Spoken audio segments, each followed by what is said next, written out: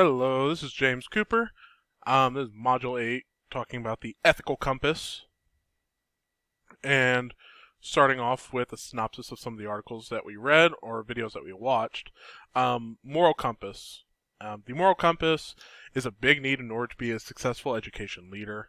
Our thoughts and our actions need to have the same intent, meaning that things that we want to do and the things that we actually do, they need to have the same purpose. We can't say we're doing one thing and do another thing totally different, or that is counterproductive to what we tell people that we want to do. And then true north, which you'll see quite a bit throughout this presentation, or moral north, is when our morals are pointed in the direction which we as the individual see as the most good choice. People have different moral norths. Each true north is based on each individual. And then finally, for this article, we need to make clear and purposeful effort to steer clear of southward morals, or those morals that will take us away from the true north. Once we have a line in the sand, we need to make every effort possible to never cross that line and stay as far away from it as possible. Having a moral compass. When you have a moral compass, it means that you're putting people first when making these decisions. And that one of your main focuses is the fair treatment of individuals. And fair does not always mean same. I have students who might need help reading an assignment to them so they can understand it, while others need to be away from everybody so they can focus on their assignments on their own without distractions around them. Both students are being treated fair, but they're not being treated they're not given the same adaptations. But they're given the same opportunity to succeed through that fair treatment. Set boundaries and following through with those commitments. Again, putting this line in the sand. Being able to communicate your values clearly with others. I think that's going to be a massive, a massive thing needed in order to be successful as a leader in the education field. And finally, being honest. If we can't be honest while we're leading others, as soon as that gets out that we haven't been honest, people aren't going to want to follow us. Encountering the stranger, Matheson and Klipmoller. Empathy talks about empathy. Empathy is the understanding someone else's position without them having to directly tell you how they feel. So you can put yourself in their shoes and try to get an understanding of how they might feel in a certain situation. Empathy is going to be key to finding your true north. Or not finding, but maintaining that true north. Just because you are doing things that are kind of what you think are correct, doesn't mean that they're actually correct. So once you take other people's emotions and positions into consideration when you're making these decisions, that's going to keep you on that true north of making the best possible decisions with the given information. Through the story, we can see that society is beginning to lack empathy, the emotions for others, the caring for others who are in difficult times. Skipping down, the empathy and moral action. There is some to little connection. Rationalizing that just because people feel a certain way doesn't mean that they're going to act on those feelings. Doing something correct or doing the right thing doesn't mean that you were feeling a strong, empathetic feeling towards people or feeling towards that activity that you did. And just because your heart goes out to somebody because they're going through a rough time doesn't mean that you're going to do something to help them get through that time.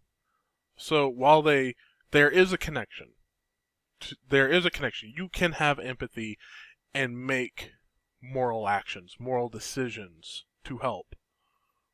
But just because that connection is there doesn't mean it is going to happen automatically. There needs to be an effort for it to go. Concepts Unwrapped. The gut feeling or the conscience that helps keep our morals and society in check. As soon as I saw gut feeling, first thing that came to my mind was Jiminy Cricket.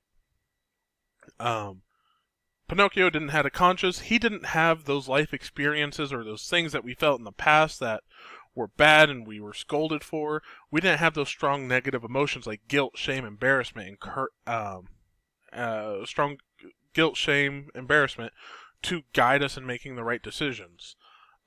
Pinocchio had to have somebody else do it. His conscience had to help him make those decisions. We gained our conscience because we lived through these times.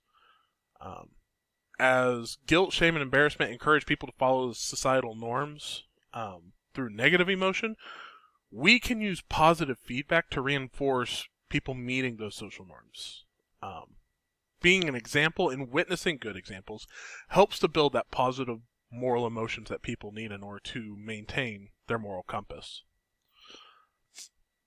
Compass to true north. Moral north equals ethical decisions. So when our compass is pointed north and we are being moral, our decisions are more likely to be ethical as well.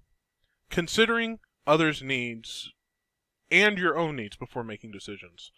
A lot of these articles before talking about taking other people's needs into consideration. And while that is incredibly important, we can't forget about taking care of ourselves as well. Yes, we should help other people, but we shouldn't help other people when it's bringing ourselves down and hurting ourselves where we can't help others in the future. We need to take care of ourselves as well. And when you are considering the other person, think about what is in their best interests and their emotions when you're in thought. Just because something is the best thing for them doesn't mean they're going to be happy when it happens. Just because something is going to make them happy doesn't mean it's going to be in their best interest. And you need to consider these when you're wanting to make that ethical action and that decision to do something. Searching for a moral compass. Societal norms shift with an influx of migrants being introduced, and the shifting moral compass to compromise of the mixing cultures. This was something that I hadn't thought about before. When you have two groups of people, yes, there is a change in the moral compass. Is that a bad thing? No. It is a shift. Sometimes things might line up together, other times not so much. When those compromises are not found, a community's moral compass can be lost and discourse ensues.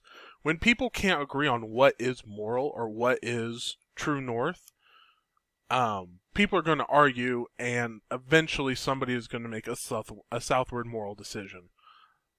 And then finally, citizen education. It guides those communities towards an agreed moral compass. It helps expose those individuals to ideas and cultures outside of their own. That's one of the great things about public schools and traveling when you're able to, going to a school out of state. You are meeting people of different backgrounds, different experiences, and you can take those experiences, digest them, empathetically digest them, understand them, and use those to shape your own moral compass for the future. And the moral compass, true north. It could interfere with the current lifestyles, which explains why many do not actively look to align their morals with the community agreed morals. If people are living a life of luxury, but what they are doing is immoral to other people outside of that luxury, the people with inside the luxury are not going to look to change their morals to meet the other people, because that would mean changing their lifestyles to something that it is not now and something that they may not enjoy. Morality is pretty simple at its core.